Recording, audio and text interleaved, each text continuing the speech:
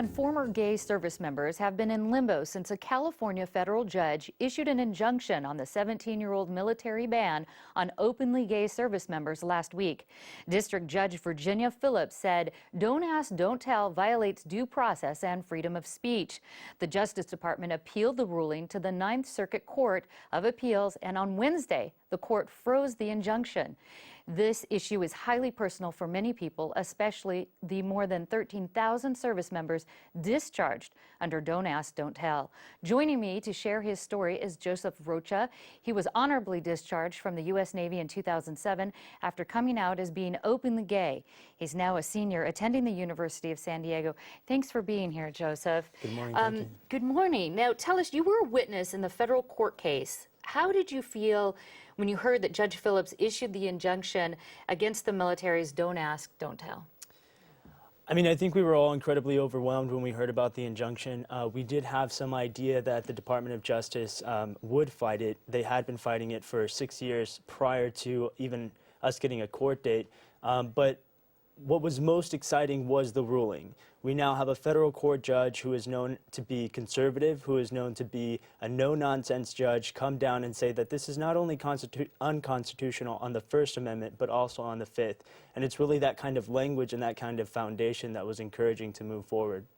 What do you think about the new policy that Secretary Robert Gates had issued about putting the decision of firing or letting go, discharging military people in the hands of a panel of 5?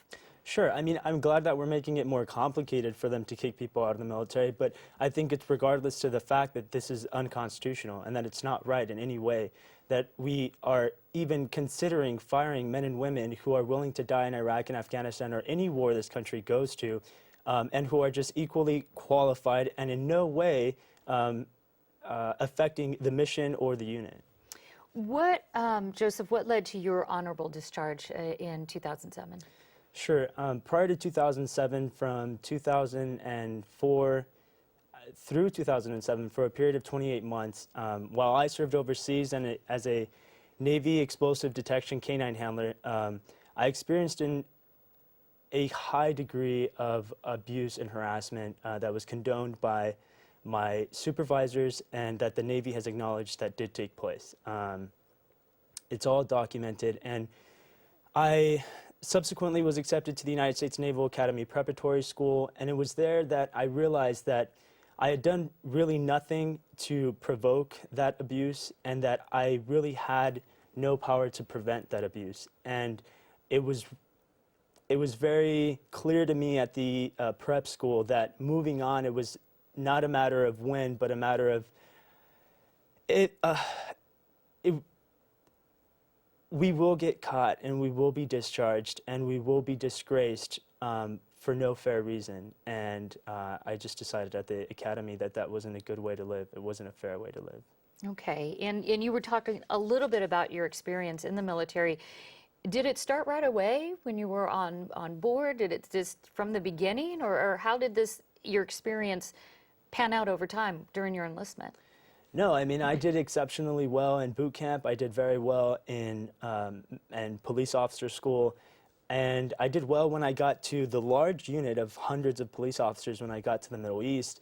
It was just when I got into this small, isolated unit with little to no oversight, which already had its own history of corruption and of abuse, that I experienced this. And so it just highlights the policy that I had no problems getting along with anyone. I had no problems earning respect for my qualifications or for my service.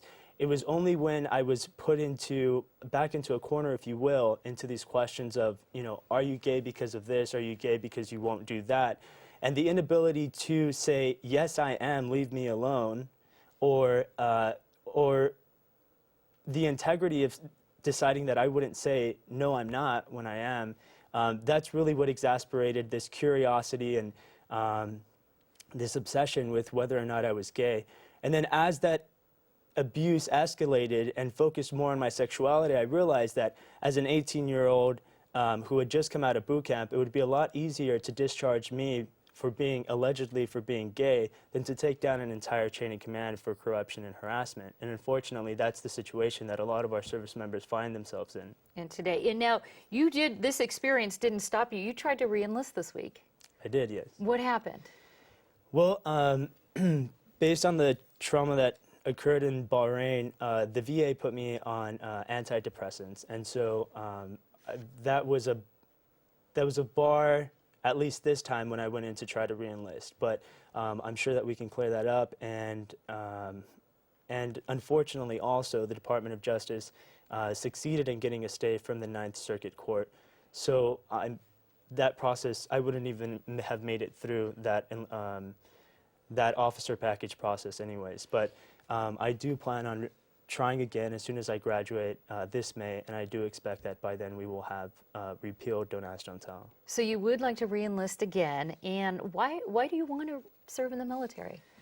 I want to serve in the military for the same reason that I did prior to any of what happened overseas. I have an incredible desire to serve my country. I am very attracted to the core values of the military and to the culture and the honor and the respect of the military. And I always really wanted that family.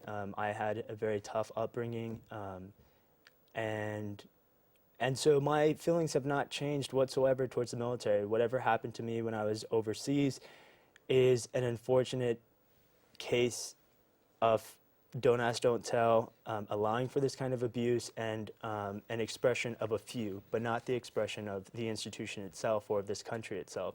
And that's really why I've, tried to contribute in whatever way I can to repeal this policy, because it's the policy that's at odds with the country and with the military, and it's constantly at odds with what we believe in and with what it stands for. I was going to say, if you could wrap that kind of in just a sentence, what do you think the impact that it has on this Don't Ask, Don't Tell has on our military, very briefly? Yeah, I mean, we are the second to last country of the NATO allied forces who is still enforcing a policy like this. So it's definitely dating us. It's definitely not standing up to the image of the United States and what the United States stands for. So I will be very proud when the U.S. military can move forward from this. Thank you very much, Joseph. Thank you. My pleasure.